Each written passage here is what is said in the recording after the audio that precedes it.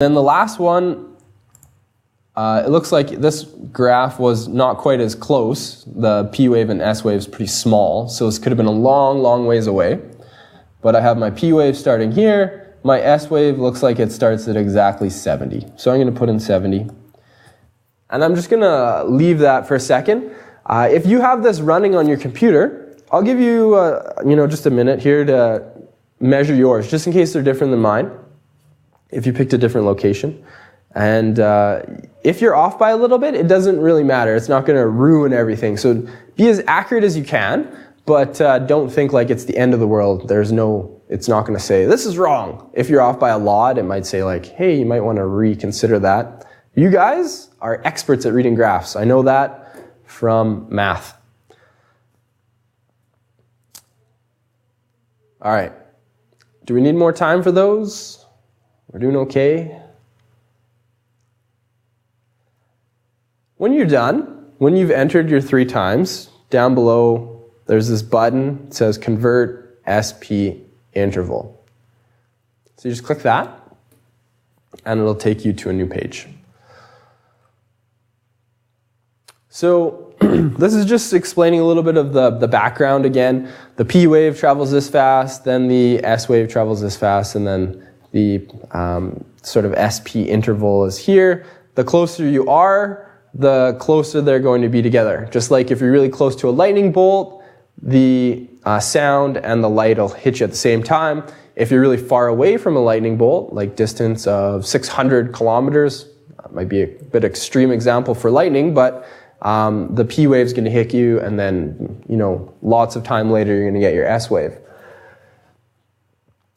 So down here, we have our SP interval we've entered here. So we found these 3 different times. And then we're going to use this chart here on the left to figure out how far we are away from that earthquake based on the amount of time between the S and P wave. So if our SP interval was 56 seconds, looking at the first one here, I go 50, this is 55, and then 56, and I go across and down, that's 540 kilometers. So 56 seconds, 55, 56, I go down right here, this is 520, 540, so that's 540 kilometers away, based on the amount of time between those two. Now I look at 44 seconds. So I find 40, this is 45, so I go 1 below is 44. I go across to the line at 44, and I go down, and that looks like 425, I'd guess. And then my last one was 70 seconds, so I go way up to 70, I go across, and it looks like it's at 680, so 680 kilometers. So I put in all of those distances based on the difference in time between the primary wave and the secondary wave. And I have these 3 stations, and I know how far the earthquake was away from these 3 stations. Now, this is what I think is so fascinating, and if you've ever used triangulation before, you're familiar with this sort of concept, but imagine if I told you that, that I lived 10 kilometers away from your house. So you're thinking, okay, Mr. Borden lives 10 kilometers away from where I live. Would you know where my house was based on the information I gave you? If I said, hey, I live 10 kilometers away from your house, would you know where my house was? Would it be possible to figure out exactly where my house was? No.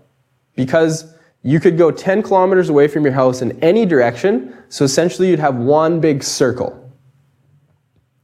where you knew that my house was, 10 kilometers away. You'd have the circle that is exactly 10 kilometers from your house. So my house would have to fall somewhere on that circle. Okay, if I told 2 of you now, I say, hey, Abby, I live 10 kilometers from your house, and Alex, I live 15 kilometers from your house. So you would both look at your houses on a map. You could both draw circles. Would you be able to tell where my house was based on those 2 circles? Would you be able to pinpoint exactly where it was? you run into a problem again. If I have two circles and they overlap, they're going to actually overlap in two spots. So you wouldn't know exactly where I lived, but you would know two possible locations because two circles would overlap at two spots. Now, what if I added a third person to my example? Yeah, so if I took Taylor and I said, Taylor, I live 400 kilometers away from your house, I live 15 kilometers from Alex's house, and I live 10 kilometers from Abby's house.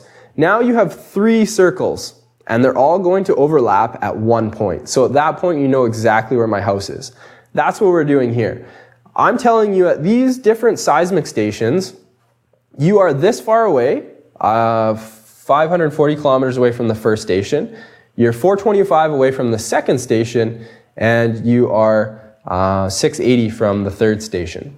So this is what triangulation is. And remember when we talk about a triangle, triangulation is 3. So you need 3 sources to find exactly where this earthquake happened. So here is what I was talking about. If I draw circles from the 3 seismic stations, so I have this one from Tokyo. I said it was 400 kilometers from Tokyo. The other one was Akita, which is way over here, so I know how far it is from this one. And then my third station, I draw another circle from it. I know that these 3 circles overlap at this point, which looks like it's really close to Kobe. So I know the epicenter of my earthquake is Kobe, Japan, and that is where the earthquake happened based on triangulation, based on how far you are away from those 3 seismic stations. So this is what happens when an earthquake goes off, or when North Korea detonates a nuclear bomb under a big mound of dirt. We know exactly where they detonated it, and we know how big it is based on the seismic station recordings. So we know lots of information based on this stuff. So you can click here now. If your measurements were off, you can go back and remeasure them, but I have a feeling you guys were fairly accurate with your measurements. And then if I click View the Epicenter, it shows me exactly where it was. So it kind of confirms my numbers. It checks my numbers with the exact values. So I said it was 56, it was 56. I said it was 44, it was 44. I said it was 70, it was actually 71. So if I guessed 70, my distance is going to be off by about 17 kilometers. But you can see that this is exactly where it is, and mine was fairly close. So if you're 1 second off for everything, that's fine. I mean, you're going to be really close. So that's pretty good. So that's how you measure where an earthquake happens. Your data, actual data shows up. And then you can compute the Richter scale measure. The learning guide doesn't have you do this, but since I'm here, I might as well just show you how this works as well. This is how we measure how strong the earthquake was. And your learning guide kind of ends at this point. So if you made it this far, you should be able to fill out your learning guide with no issues. If you keep going, we can do the Richter scale measurement. So basically, when you see the seismogram, the farther the needle goes, the more shaking there was. If you can measure the amplitude of the S wave is almost always bigger than the P wave. If you can measure how high it made that little needle shake, you can figure out the strength of the earthquake. So let's just jump to the next page where we actually measure it. Here we go. So if we know the distance in kilometers we are away from the earthquake, which we just calculated using the SP lag time, and we can measure the amplitude that the needle shook in millimeters, this chart where the line crosses this middle, so we could have a distance of like 700, we could have an amplitude of like half a millimeter, so we draw a line between these things, and wherever it crosses this middle point, that's the strength of our earthquake. So if I went from like 700 down to 1 here, it crosses at this, about a 6. So we can use a chart like this to measure exactly where our earthquake is. So I'm going to measure the amplitude. You guys don't need to do this. It's not required, but if you want to continue on, you can. It just takes a second or two. So this is 50 millimeters. We have 60, 70, 80, 90, 100. So it looks like this one's 90 millimeters. So that was my first station, was 90. How high is this? This is 150. It's going up to 160. It looks like about 170 millimeters. It made that one shake. And then I go to the next one. This one wasn't very strong. This station was a long ways away. It was 680 kilometers away, but that's okay. We end up with it being, it looks like that's, 40, maybe like 38, I'm going to guess. 38 millimeters. And then I submit it. So I've measured the amplitude of each of these. Sorry, Abby, the one I just did, it was Kobe, Japan, Kobe, was closest to the epicenter of that last one. So what this is going to do, it's going to generate a chart. It's going to take the distance away from the epicenter, which I calculated from that SP lag, and then it's going to take the amplitude that I measured in millimeters, and wherever these lines cross, the vertical line in the middle, this is going to be the amplitude of my earthquake. So even though this Akita was a long ways away, 700 almost kilometers away, it still had a pretty high measurement. And then my second one here, Busan, was about 550 kilometers away, and then the amplitude was about there. So they all should cross on one spot exactly, but they don't because my measurements were off by a bit. But it looks like it's about, really hard to see, it looks like it's about 6.8. So I would estimate the magnitude of this earthquake to be 6.8, where all three of those lines cross.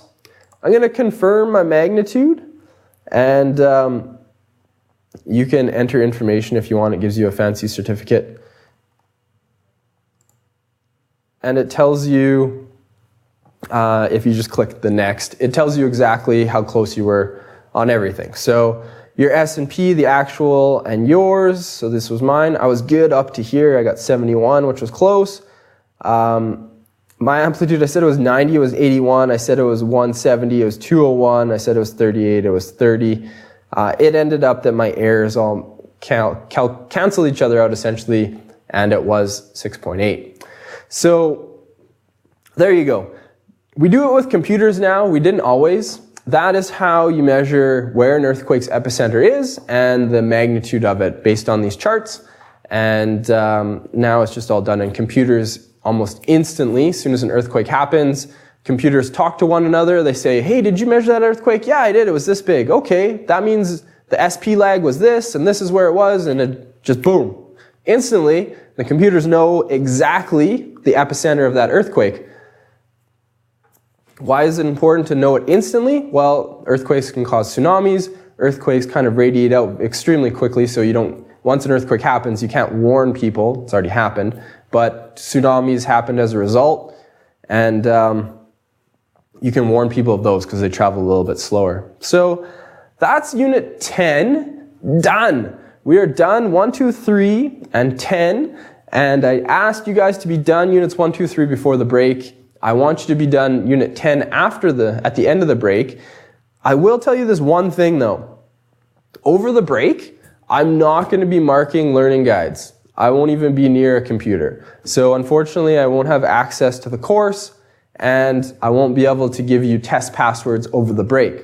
So this is why I have been saying for the last 2 weeks, you need to be done everything before we go for break. So if you haven't finished 1, 2, and 3 before Friday, then there will be no passwords over the break, so you just won't get that done. Unit 10, if you can submit it before Friday or Friday at the end of the day, I will get it marked and back to you, and you can do the test whenever you want over the break. I will be marking learning guides up until Friday, so whenever you submit them, I'll mark them, get the passwords out to you. So as long as it's before Friday, you're all good. Friday at about 3:15, I'm going to be really tired and not going to want to mark learning guides. But if you get them into me before 3:15 on Friday, I promise you I will get you a test password sent out as soon as I can. so Friday. I'm not going to look at a computer for 2 weeks because I stare at a computer screen all day, every day. I need a break. My eyes need a break. I'm not going to be doing schoolwork over the break. And I encourage you guys to work really hard up until Friday and get everything out of the way so you can relax over the break. I'm not going to give you guys any work to do over the break.